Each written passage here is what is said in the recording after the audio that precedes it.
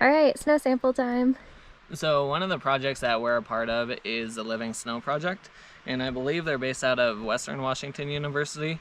But essentially what they're doing is they have people like us go out and get samples of pink snow, and we send it back to them, and then they analyze it for algae and all that type of stuff that might be impacting the different glaciers and snowfields in the state. So that's what we're doing here now that we found some pink snow. So seems to be pretty simple. All you have to do is pack the vial with snow, seal it up, and then send it right back into them, and then they take over the rest. So we got some pink snow here.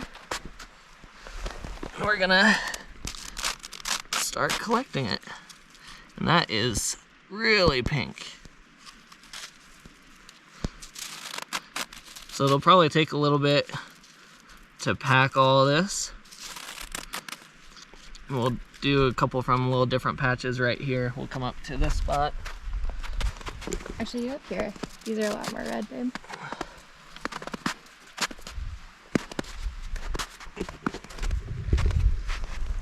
And these look like really good samples. And after we collect it, we shake it up in the solution that's in the vial. And then we take some photos, mark the GPS coordinates, and we are done. So I believe that is that part. Shake it up with whatever their solvent is.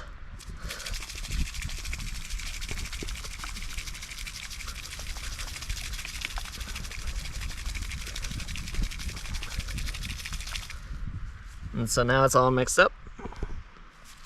And then we'll seal it, mark the GPS coordinates, take some photos, and that's all we have to do.